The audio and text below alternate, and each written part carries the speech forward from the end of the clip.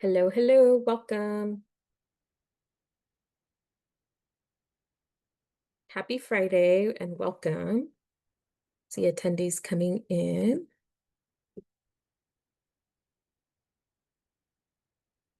All right, so we'll go ahead and get started. Sorry for the little delay, but we're just going to start with a STEP intro first.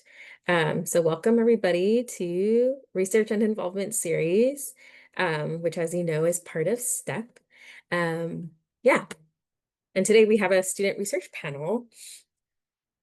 As you all know, we've been going through the research and involvement series the past Fridays from 12 to 1. We're using this same Zoom meeting ID. And we had some good lineups. And if you did miss it, we do have the recaps. And so we do have those recordings. So we have like explore research opportunities at UCSC if you want to learn more about research programs. We also did a resume workshop. So if you want to like work on your resume to get involved with other things and like jobs on campus, research programs and stuff like that, definitely look back to our recording. Um, Last week we have how to connect with UCSD professors, so how to send a cold email, which is also really important. And then today I'm really excited that we are having a transfer student research panel. So you are going to hear from transfer students who did research while at UCSD. And then next week, we're going to end our research and involvement series with experiential learning. We're going to talk about internships, UCDC, study abroad, and more. So definitely if you have any interest in how to get involved, next week will be our last section of the research and involvement series. And yes, thanks Tessa for sending the link to the recordings if you do want to go back and look at the next ones. We still have some great webinars and stuff happening in STEP that are coming up. So next Wednesday, we have how to use your advising tools to pick classes. I know that registering for classes is on your mind. So next week, we will have a webinar on how to successfully use the tools to be able to register for classes and pick classes. Next Friday, we have experiential learning, so internships, UCDC, and study abroad and more. And then the week after that, we have a Transfers Connect a Transfer Talks for undocumented mixed status services, and you can meet the undocumented student services team and how they can help you as well. Okay, and I'll go ahead and introduce myself. So I'm the Research and Involvement Coordinator at the Triton Transfer Hub. If you've been in STEP so far, you've probably heard my spiel, but I'll go ahead and say it just in case we have some people who are joining us for the first time. My name is Elizabeth Vasquez. My pronouns are she, her, aya, and a little bit about me and how I can support you. I'm a full-time professional staff at the Triton Transfer Hub.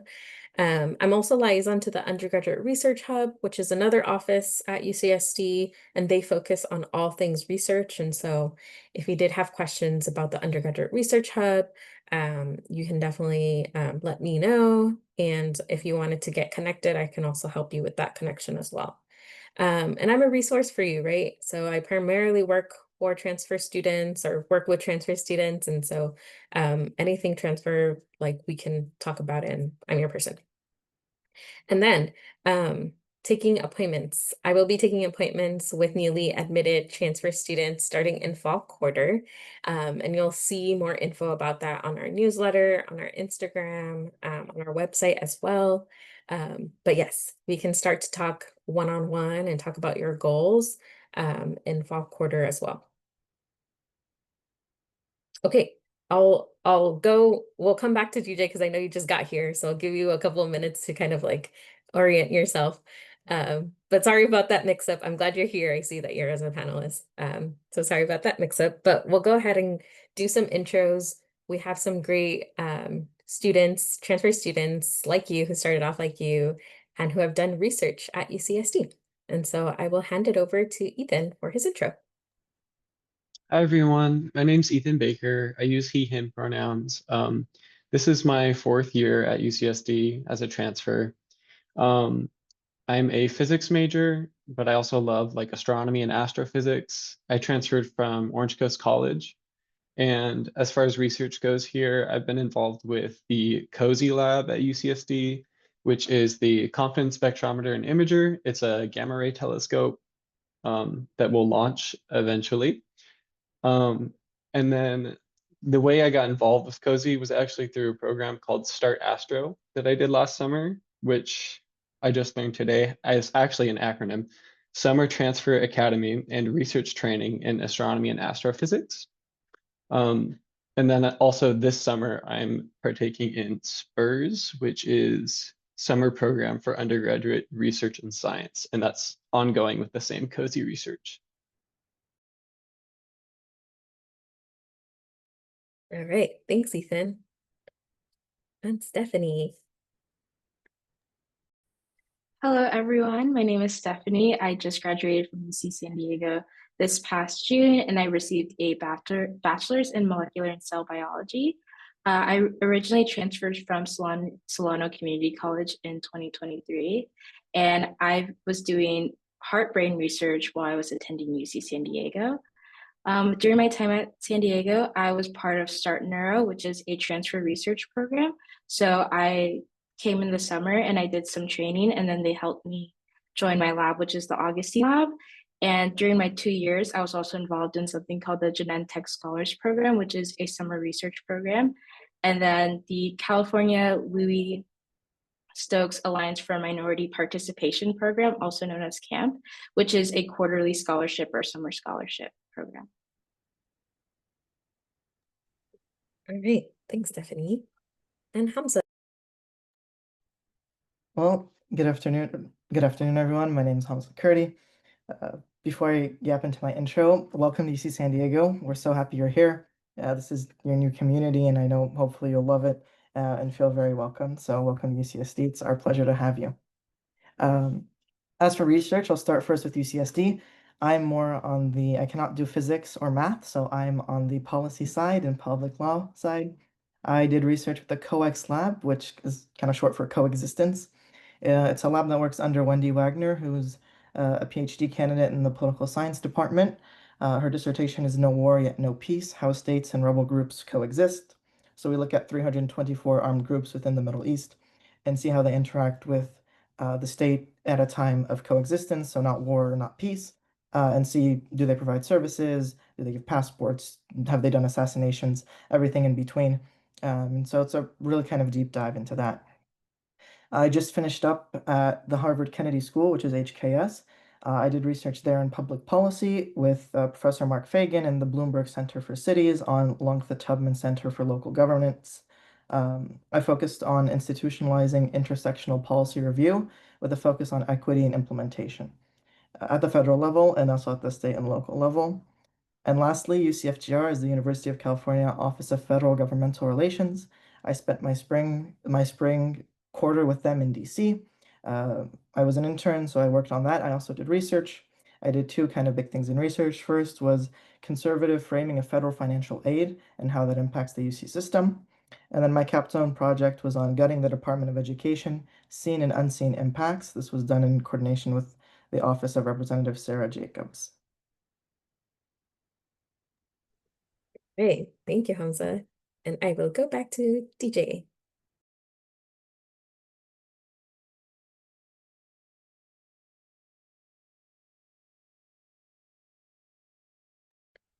And DJ, you are muted.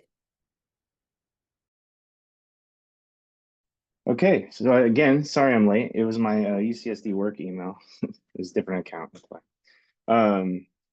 My name is DJ. I'm in my 4th year. I transferred from San Diego City College. All of my research thus far has been with the music department on campus at UCSD. I'm an ICAM music major, but there's a lot of overlap in the research that I have been doing with the computer science department as well. The PI I've been working with is the Center for Research and Entertainment here at UCSD. And I've been doing a lot of AI research in music. So AI with a music kind of focus, and really cool and unique opportunity to explore the intersection of music and like computer science and technology. And I don't have a lot of research in a STEM field, but doing it from like a humanities or a music standpoint is really rewarding and really cool. And the challenges you can overcome and questions you can answer. So yeah, that's me. All right, thank you so much. And DJ, you said something that was important, right? That you're not a STEM person and that you're in arts and humanities. So I think it's important that you do research, right? And specifically in the arts and humanities, because I think that there's a misconception that research is only for our STEM folks who are in bio. So today we have Hamza and DJ who are representing the non-STEM folks who are doing research. So I'm glad that you're both here. And for all of you that are watching or will watch this recording, as this will go to all our 400 plus transfer student participants, is that, you can do research, and that's something that you can do even if you're not a non-STEM major. So thank you for that. And with that, yeah. So we have a Q&A feature. If you've been to our past STEP webinars, you know that like you can submit questions into our Q&A feature. So I'll give our attendees a moment to think of some questions that they might have. If you want to like direct it to like, oh, Hamza, I have a specific question for you, you can do that. If you're like for everybody, if you're curious about learning something about everybody, you can submit that too. So while folks are thinking about questions, I have some questions that we can kind of start off with. And number one is, how did you find or learn about your research opportunity? And so maybe we could start off with everybody answering this one, and whoever wants to start first, we can kind of popcorn. I can start first. I found out about my research opportunity through honestly the Triton Transfer Hub, and I found out about the McNair Scholarship Program, and it's available.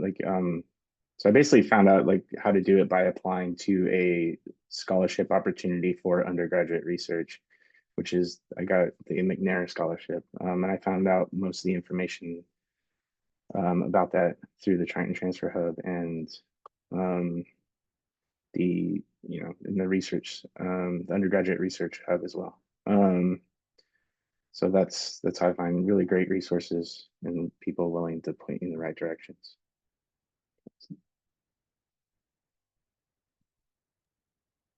Thank you. I guess I can go next. I would say there's, so many ways, like DJ just mentioned, the Triton Transfer Hub is an amazing way to start. For my UCSD research, the Department of Political Science reaches out to all their, labs and research facilities every winter quarter, I believe, and asks like who's willing to take on students, and then they'll publish kind of what their project is about, and they'll have the PhD student or faculty member's email, and you'll send them your resume and a cover letter, and usually there's an interview as well, and then you can do that, and it comes attached to a 4-unit class. There's no lectures, there's no tests or quizzes. It's just academic credit for your research. So that's how I did the stuff at UCSD. Beyond that, at UCFGR, I interned in DC in the spring, and so this is an opportunity done through UCDC. And so Keith is amazing, and Marcus, who runs this in DC, sends out an email to all the UC campuses with the application. So if you're interested in doing that program. And the Harvard Kennedy School applications come out in the fall for many universities through the Public Policy and International Affairs program.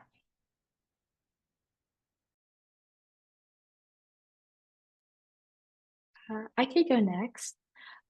So for my first research experience with UC San Diego, it was through Start Neuro. And I found out about that opportunity actually just through checking my email.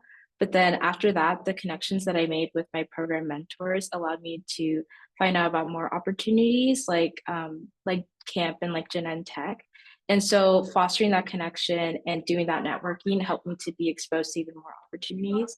Another beneficial program at UC San Diego is called BUMP. It's specifically for bio majors, and they pair you up with either a graduate student, med student, or a faculty or someone who works in biotech, and they mentor you for the full year. And sometimes they know about opportunities that could help you to progress in your career or like go down different paths in biological research.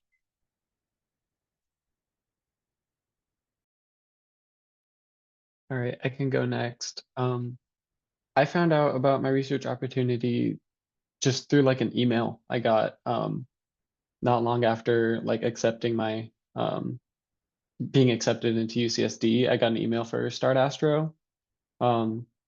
Was very lucky because it happened to be that the applications were due the next day. So I like pretty much got it in and then got lucky enough to be accepted. But yeah, I just checking my email for opportunities was how I found it. Very cool. So what I'm hearing as a common theme is checking your email like is pretty helpful in finding opportunities. And I'm sure that you're all getting lots of emails as you're incoming, but it looks like, right, if you're interested in research, that could also be something to look out for. And also I heard Triton Transfer Hub, so that's also a good opportunity to keep in touch with us even after the STEP program. Okay, so I see some questions coming in. It'd be best, right, for those who are attendees, if you do have like a specific question for a specific person to specify that in your question too. But if it's just general, that's cool too.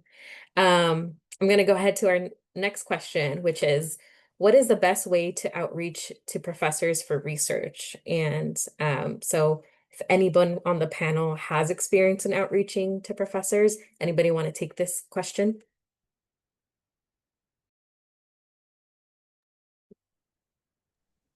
And then DJ, make sure to unmute again. I'm sorry. I'm usually better at this stuff. The best way to reach a professor is honestly to just maybe send like a cold email, or if you don't know them on a personal level yet or haven't taken any of their classes, would be probably an email. But I think just expressing interest in the work that they're doing, if it's something that you truly care about, or you're like, oh wow, I'm very interested in this, and you want to see something that goes a little bit beyond like what they, teach in lecture or something. Most professors, at least in the music department that I've discovered, are very enthusiastic when students show interest in the work that they're actually doing. Because their job goes beyond the subjects that their job goes beyond what they're just teaching in class. So when you are interested in what they're doing and you reach out to them, email would be the best way, I think. But just showing interest in general is also very good. So yeah, that would be my recommendation. All right. Yeah, email. Yeah, and I mentioned that last week we did a how to send a cold email to a professor webinar. So definitely if you want a step by step, I think that's like a good starting point. So I'm going to pause from our Q&A that we have like on the screen, or the questions I have on screen, and pivot to our Q&A chat. So it seems like we have a couple of questions. So I'll start with the first one I see, which is, how and when would you recommend reaching out to professors as transfers if we would want to join a lab in fall 2025? I know we kind of touched up on it. Anybody want to answer or yeah, add to their last answer? Yeah. Oh, sorry. I was just going to say that I joined my lab my first quarter, fall 2023, at UC San Diego, and I actually reached out to my PI a few weeks before the quarter started. I sent them my CV, and I let them know a little bit about me and also explained why I was interested in the research. And then we met on Zoom, and I was able to start the onboarding process to begin working in that lab during my first week living on campus at UC San Diego. So it's very much possible to get into research early. It's just about putting in the effort to reach out and tailor your emails to each PI you apply to. Great, thank you. And the key time I heard you say was closer to the start of fall quarter, or a couple of weeks before start of fall quarter? Yeah, I think it's best to not reach out too early because you don't want your emails to get lost or for them to just forget about you. And you want to be in their recent memory. That's good advice. Thank you. Next question we have is from the Q&A is research competitive in terms of peers and your portfolio/experience, or is it more so knowing your professors and connecting with them in those relationships? Would anybody like to answer? Before we Great. transition, do you mind just explaining what a PI is? That was a question that came in response to that answer. Yes, a PI is the principal investigator of your lab. So they're basically like the head person in charge, they usually have some sort of like at UC San Diego, they usually have some sort of MD or PhD degree, and they're the ones who are running the lab, coming up with a lot of ideas for research and mentoring everybody in the lab. Great. Thank you, Stephanie. And then Ethan, you wanted to answer that question. Research Yeah. competitive in terms of peers. Yeah. Okay, so this probably varies like depending on what department you're in and what research you're looking to do. But I'll speak from my own personal experience seeing my friends who are transfer students in like the astrophysics department. I would say for them, it's been more knowing the professors and connecting with them, like 100%. I know some friends who didn't start out with like a summer program, but have like met everyone in the astro department, and then they're set up now with like summer research for the following year and then research for the academic year. So definitely building the relationships with the professors, especially in if you have like upper division classes where it's like a smaller group of people, that's important. But I know that might vary from departments. So if anyone else has an input, yeah. I think at the Great. undergraduate level that's probably the best, is just to get to know the professors and connecting with them a little bit more than the competition part. I agree, and sometimes there's like research that's published like online. You're welcome to connect with the professor, and sometimes it's like a strict application process and interview process. I know that's in the poli-sci department, of course. You can reach out to professors, and I know they do research like that. But for the 198 program that runs in the winter through the spring, they do send out kind of resumes and applications, and having connections never hurts. It always helps. But also for like the national programs, like the ones done at different universities or the one I spent my summer at the Kennedy School, knowing someone gets you only so far. So really also going through those channels, and if someone says like, yes, please do apply, it's not like they don't want you there. Like, don't expect a yes right away. So that it still go through the application process. And sometimes it's even possible to use connections with one professor to help get a position in a lab in another professor's lab. I know that with the lab that I worked in while I was at UC San Diego, my PI, who was the boss, he was very well connected to one of my past mentors. And so I kind of had that relationship to benefit from when applying to his lab. All right. Thank you all. Okay, next question is, should I mass apply to research or should I be more explicit and intentional? How did you all kind of go about your like search pursuit of research? Anybody want to start? Yeah, I'll start on that. I honestly think it's probably best to identify what you're interested in, you know. And if you don't know what you're interested in as far as research goes, or I know that can be maybe a difficult thing to know if you honestly don't know. But like within your major, right? Like I would start by like just really thinking about like what is most interesting to you, and because you can start somewhere and be like, oh, this is really interesting, and then if you feel like, oh, maybe I like something different, you can always pivot later or something. But I think probably the first thing to do would be to be like, just figure out what you want to, like what kind of research you want to do, and then figure out who in your department of your major, or like what professors are doing that kind of research, and then reaching out to them and going from there. I would agree. I think when I got like the list of all the research projects that are done within poli-sci, I applied to one of them. I read through all of them, was like, it seems interesting. Not for me. Really knowing like what you would want to do is, I think, really important. If you're not too sure, or there's a couple, feel free to apply to more than one. It doesn't hurt you at all. Just make sure you kind of tailor each application to that. And there are certain beyond the campus, research can be done beyond UCSD.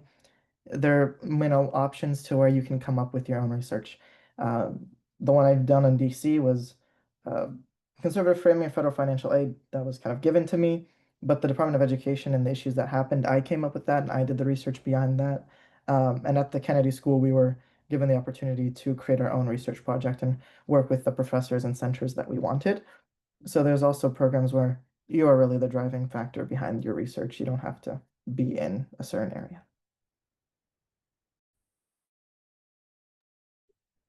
All right, thank you. So from what I heard is, yeah, being able to kind of think about what you want to like what kind of research you'd like to do, think about the topics that you're interested in. And so it sounds like maybe kind of honing down on like what you would like to do and then kind of pursuing research from that.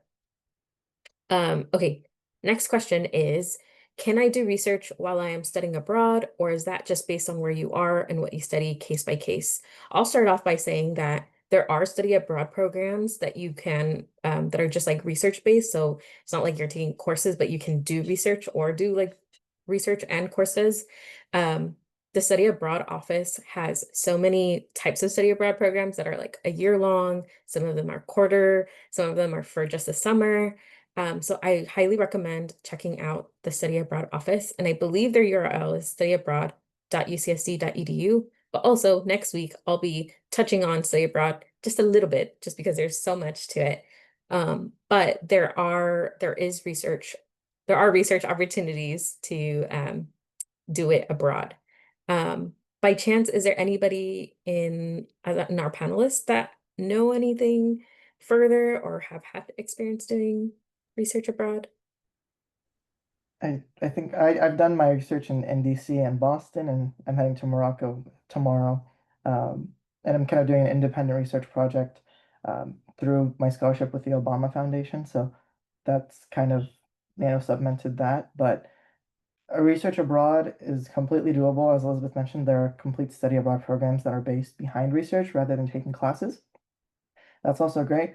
Also, if you have a summer and you're able to, I don't know, reach out to professors at different universities across the world and, be willing to spend a couple of time, weeks or months there, that's also completely doable. I would also say networking is really important if you ever have the opportunity to, I mean, not studying abroad specifically, but if you go to a conference that might be in another location, like a country or something. I just came back from a conference in Boston and I met a lot of really cool people there and opportunities for further research and doing things that go beyond the scope of like UCSD. All right. Next question. Let's see. How do we find unpaid opportunities on campus? I could share a couple of resources, Handshake, cold emailing professors. Let's see. I know that the Real Portal is currently under maintenance. Starting in fall quarter, it's going to look a little bit different, but Real Portal, real.ucsd.edu, that's also a place where students can find opportunities. Apart from that, panelists, any other places or tips that you have for where to find unpaid opportunities on campus? I would say as you're going through your, especially when you get into some of your upper division classes for your major, like just it doesn't hurt to reach out to, the PI or the professors of, or like any other, even the grad students that are maybe TA, talking to some of them, like they can at least, help you out with finding stuff to do.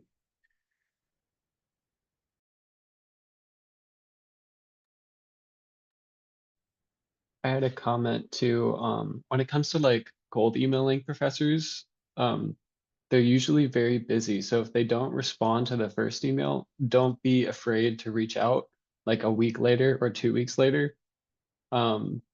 Especially if it's one that you're really interested in. And if you've taken a course with the professor, maybe like showing up to their office hours and like, or some, finding a time where they're free and then just dropping in, they usually appreciate that. So. And also, I know certain departments run programs. Mine was done through the political science department. So every single political science major got an email with a list of all the research projects that occur. you applied to them, and then during winter and spring quarter, you got those 4 upper division units of academic credit, and you did the research with that individual. So it was very structured. You didn't have to cold email. It was already people looking for researchers, and you just had to go through a regular application process. I think the psychology department does that as well. If you often look at what's called like special studies, so like courses numbered between 190 to 199, those are usually either independent research or a research apprenticeship or workshops and stuff like that. So if you go onto the department's website, most departments should have kind of a research kind of ideal. I'll also say that I heard that the astronomy and astrophysics is also going to be having like an application sort of base system set up like starting this next year, if anyone's interested. So Also, attending conferences is a great way to find out about research opportunities. I know that BUMP specifically does something called a research blitz, which is when all these labs that are specifically looking for undergrads to join them, they come and they present their research, and you have the opportunity to talk to the PI who is running the project or the grad student that's running the project. There's also conferences like SACNAS, which is this big national conference, and it's for a bunch of different subjects and disciplines, and they have a lot of different schools and programs coming in and paneling and advertising their research programs as well. And it's a great way to get exposed to different opportunities, and they do fund scholarships to send students to those conferences if it's their first time attending. All right. Thank you all. Next question is, would you say it's better to reach out to the PI, principal investigator, before the processor, or vice versa? I wonder if this, if they meant professor. And I will say that sometimes, so the principal investigator, you can kind of think of them as the director of a lab or research lab or a research project or research initiative. And usually, principal investigators are professors at UCSD, more than most of the time. So I'll answer with, I think that's my answer for that. So in terms of that, it's kind of the same person, principal investigator, professor, same people. Okay, next. Tips on juggling research, academics, and co-curricular activities. So panelists, how did you all were able to kind of juggle not just research, but keeping up with your classes, and then maybe doing like other co-curricular activities, like maybe you were in student org, or maybe you had another campus job, or yeah, other activities that you did. Anybody want to start us off? It's a very difficult task, especially being new as a transfer coming in. But it's doable. I would say in the terms of research, just making sure that you're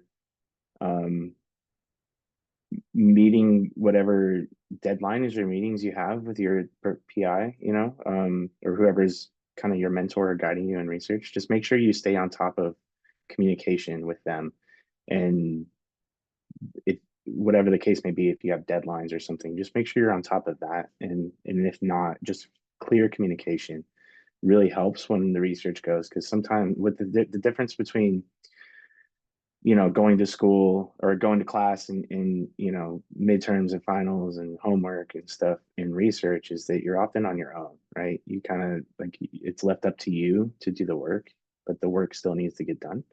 So a lot of times I feel that it's a lot easier just to get caught up in keeping on your grades and stuff, and maybe putting the stuff where no one's there over your shoulder, making sure you get it done. Just make sure you get it, you at least stay in communication and you know what you're doing, so that doesn't fall behind. That's my number one tip. I would also say it's on the research side, you're coming into deep research. The one I worked in was for a PhD dissertation. I'm an undergrad, so you're not expected to know everything. You're not expected to be a PhD student. You will make mistakes along the way. You'll miss a deadline or two, but really, as DJ said, the communication is very important. Making sure, yeah, I'm in Boston for a conference this week. It'll be a week late if that's fine. Kind of working around that is very important. For time management, I think it's really important to set goals.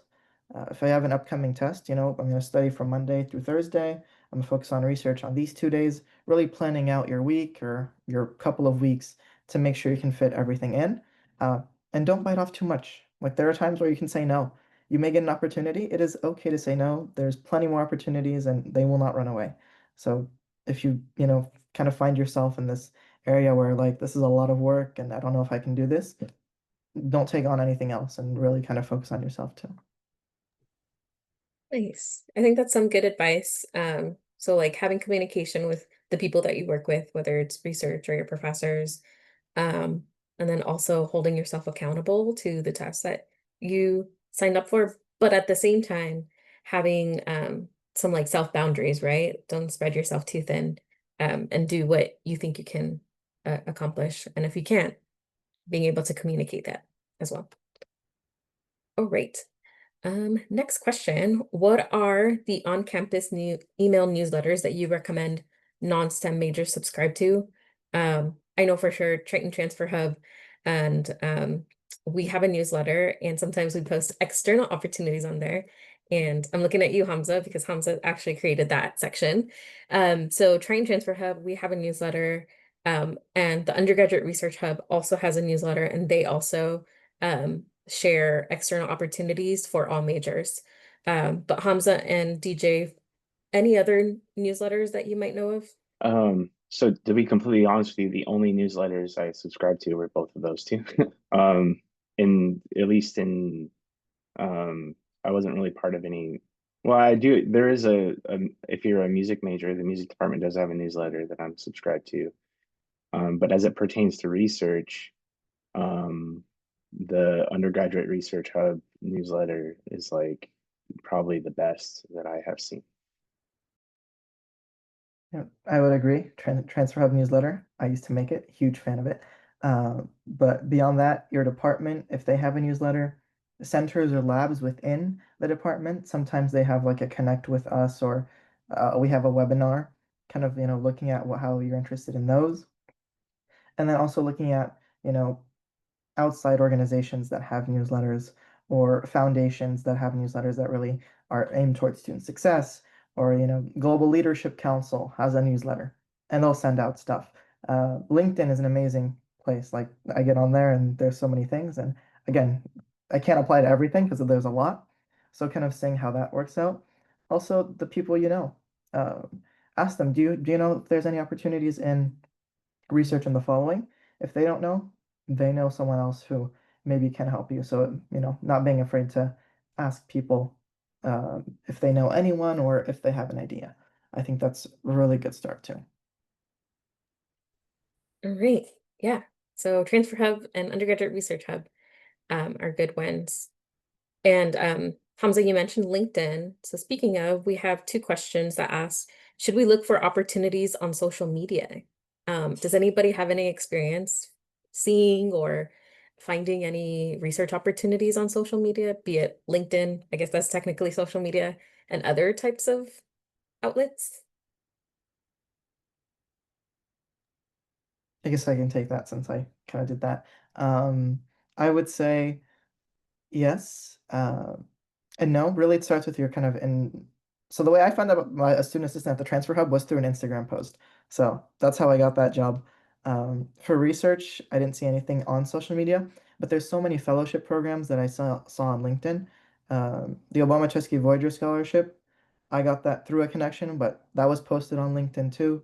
I'm applying to the Soros Fellowship for graduate school. That's something I just saw on LinkedIn as well and was emailed to me. So especially if your LinkedIn is kind of really tied into what you're doing. Like I see a lot of political science, public service, public policy things. And so really if you're connected with individuals within that realm, you will see so many opportunities in that realm. But if your LinkedIn is like connected to people in bio and also health and also policy and everything in between, you may have to really weed that out. But I think social media, especially LinkedIn, is a great place to see it. And large foundations that run research, they also have Instagram pages. Log on, see what research opportunities they have and everything in between. So I wouldn't say it's a bad idea. I would say it's a pretty good idea too. But yeah. Sounds good. And I'm not sure if you shared this with me, Hamza, or if maybe it was Shreya, and maybe you mentioned it, following major department websites on LinkedIn that kind of repost and opportunities. Yeah. I know the poli-sci department does that as well. Mm-hmm. Yeah, I think it was Shreya, another poli-sci student told me that she found her internship um on LinkedIn because the poli-sci department LinkedIn profile reposted it and she follows her major department. So it could be that your major department website might be on LinkedIn and they might be active and there might also be some info there too. And it was Okay. in the Track Transfer Hub newsletter for external opportunities. Yeah. I have one thing to add to that.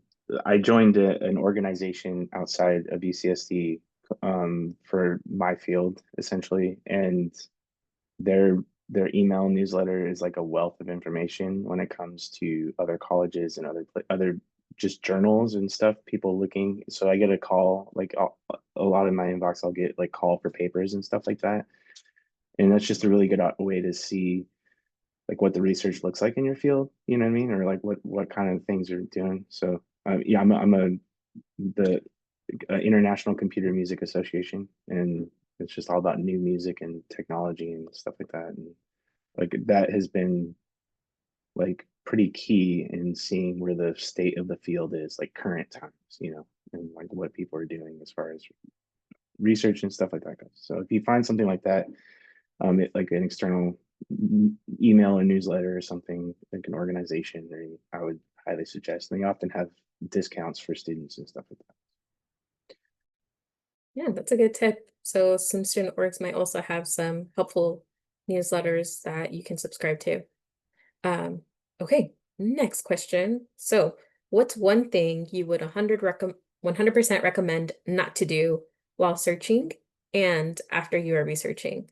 So basically, what would you do differently pre, during, and post research? It's kind of a big one. So give everybody a minute to think about it. But maybe we can go around, everybody can kind of share. Ethan, go for it. Okay, I've been thinking on this one. So I think just to preface what I'm about to say, don't be jumping labs like all the time, like switching every week. Not the best idea. But also if you're sticking with the current lab and you're thinking about doing other research, don't be afraid to like let the professor know that you're looking forward to doing, or you're looking into doing other research and branching out. So yeah, don't be afraid to branch out if you're not satisfied with your current opportunity and where you're at. I would absolutely say do not bite off more than you can chew.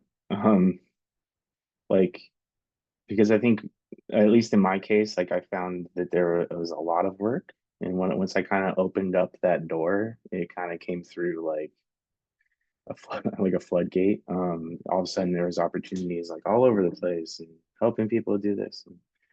And I would say just don't overwhelm yourself, you know, like stay focused, you know, and just know what you're getting into when you get into it. Because that can be very detrimental, I think, to get in a little over your head with the amount of work. Because I think once you realize you open that door, you're going to find way more work than you know what to do with, at least in my experience. And I think I completely agree with EJ and what Ethan said, but really understanding how you want to look at research. I did research at the academic side, so you know, at UCSD's Department of Political Science and PhD, but the policy side is very, you know, considered a professional school. So it's not like an academic research. It's academic, but it has real world issues and real world policies that you're solving rather than looking at something like that. And I really prefer looking at real world issues and kind of finding solutions for them through research. So I think this is more of a poli-sci or social science aspect. So it depends really what you're interested in. Are you interested in the academia side or the professional and practical side? And you know, research is good to figure that out. And so I did both, and I can tell you I prefer one over the other, but I don't hate the other. So yeah. During the searching process and you're sending out your cold emails, definitely don't do anything generic. One thing that you should keep in mind is that sometimes these PIs are getting emails from hundreds of undergrads, and so you want to make sure that you stand out. But another thing is don't jump too quickly into a lab. Make sure you take the time to actually interview not just with the PI, but with the grad students and the undergrads at that lab so that you could get an idea of what the actual environment looks like. You don't want to accidentally join a toxic lab and feel committed to participating in an environment that might not be productive for you. And I think one thing that I would do differently during my undergraduate research career would probably be to present more. There's a lot of opportunities to present out there. There's a lot of scholarships out there, and you'd be surprised just how inviting these research communities can be. So taking advantage of that is really important. Yeah, it's a good point. I know in my experience, there's been like a couple of students that have maybe thought that maybe this research lab doesn't really align with what I want to do, and then they want to search for another. So yeah, I think that's some good advice. But you're not nothing to worry too yet, right? First, try out some stuff. Okay, so that was we still have about 8 minutes, so we can still go on for a couple of questions. I have a question to pose to all of you. Looking back at the list of questions is why did you pursue research? So what were your motivating factors or your reasoning behind wanting to do research in the first place? Anybody want to kick that off? Yeah, I'll kick it off. I knew, so for me, it was a really unique opportunity to just go back to school in general. And being a transfer student, I would say you have a bit of a unique insight to like what undergraduate study looks like compared to maybe more traditional students in that sense. So I knew coming in that I wanted to go further, and I didn't really know what that meant. Grad school, right? And so I got interested in doing research because I wanted to pursue my PhD, and I so I knew I wanted to do the PhD first, and then started figuring out the research stuff. And I would just say, like, it would go a long way to just, and I know it's different from my field than most what people might associate with research or not, but like it's fundamentally the same, and I would just understand what research really means compared to like what your undergraduate education journey is, or even master's if that's the way you go. And just do a little more research on maybe research and figure out like what that is when you start to look for what you're trying to do and all that. And yeah, that's why I got into it. So first I knew I wanted to get my PhD, and then I was like, oh, I'm going to start looking at these research opportunities. And UC San Diego is a very unique school, or a very good school for research, undergraduate research opportunities. So you're in a good spot to do that.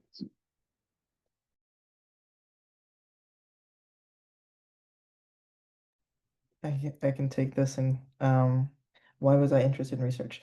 So I think I had the thought of, of course, like, what do I want to do post-grad? Do I want to go into work? Do I want to get a PhD, JD, etc.? And so I think it's a great way to try it out. I did, PhD research in poli-sci, and I was like, would I do this for 6 years of my life? Probably not. And so I think that's really good to learn it. And so coming into research, really just wanting to try things out is something good. And then I'll tie this into a question we just got for how do you start your own research project and getting back from other individuals as a result or institutions. I would say that's, I think, the best part of research is you can do your own thing. There's plenty of scholarships and fellowships out there. I'll mention two. The Obama Voyager Scholarship gives you a $15,000 stipend to create your own summer program. That can be volunteering, that can be doing your own research, that can be doing research with a university in Paris or a university in San Diego. It's really kind of you create your own idea. And also the Public Policy and International Affairs program, which is hosted at the Harvard Kennedy School of Government, University of Michigan, Carnegie Mellon, and other universities. Your time there, you'll take classes in economics, quant, policy, and whatnot, and you'll also have a research project aligned with that, and there's a stipend and all your expenses are covered, and you can also present it at the end. So I think there's so many opportunities to really kind of hone in on what you want to do in research, and more than happy to talk more about that in the future. Great. Thank you, Hamza. Stephanie and Ethan, reasons behind wanting to do research? For me, I actually started doing research when I was in community college. I knew I really enjoyed the subject of biology, but I never really realized that research was a career path I could take until I had a professor that was working on a project and she was inviting students to help her. And it made me realize that I really enjoyed the process of not actually knowing the answer to something and going through and trying to figure it out and going through all these different paths of asking different questions, adjusting my approach. And I think it just feeds like the curious nature that I have. And I think it's a career path that ultimately like aligns well with who I am as a person.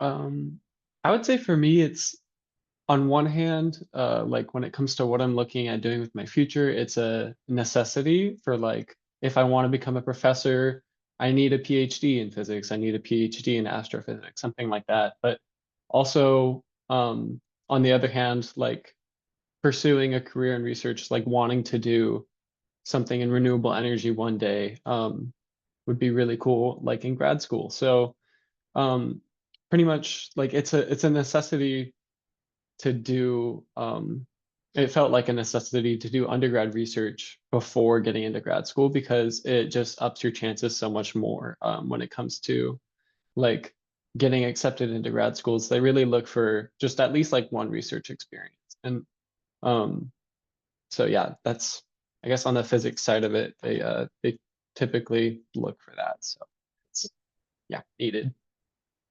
Yeah, good to know. So it sounds like um, interest in research are some motivating factors to pursue.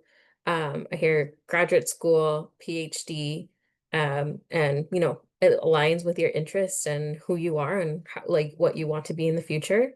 So I would always, something I say to students too, because oftentimes I get asked by students of like, should I do research or like, why should I do research? And for me, I would say, it's different for everybody. Some people are motivated by, like Ethan and DJ, who are like, I'm thinking about a PhD program, I'm thinking about a grad school. So I want to do research to see if this is something that I would want to continue to pursue. Um, Maybe it's like for med school, or maybe it's right, you have passion for a certain topic and you want to pursue like an independent project on it and kind of like Hamza. So right, there's different reasons and I think that there's benefits to doing research in general. So yeah, thank you all. Um, there's one question, is there a link to all these opportunities? And in general, for UCSD research opportunities, the thing about it is that they're not all in one place. And so really the panel today was to kind of give you ideas of like different places to see, like LinkedIn, social media, newsletters, cold emailing professors, like research opportunities like come in different forms and you can go after them in different ways. And so what I could do is I can kind of maybe panelists like after if you can like kind of put some links of like um release like your top 3 places to like look for research opportunities or something like that. Like Hamza, you mentioned the Obama-Chevsky opportunity. If you have a link to that, yeah, please share it in the chat. Yeah, so I think that'll be my last ask. Yeah, and we are approaching 1 o'clock. Um, any last like bits of advice from our panelists? Yeah, you can, just the last question that came in, like I would share my email to the chat. Absolutely. I'll go ahead Okay. and do that in chat right now.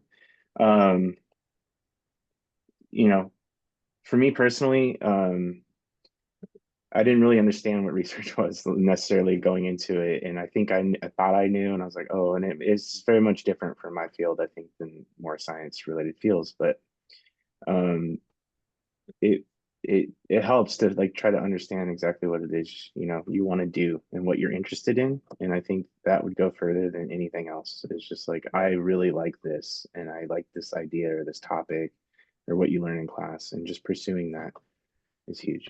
So General advice, welcome to UCSD. Take your first quarter. If you're really interested in research, go ahead and dive into that. If not, ease into it, you know?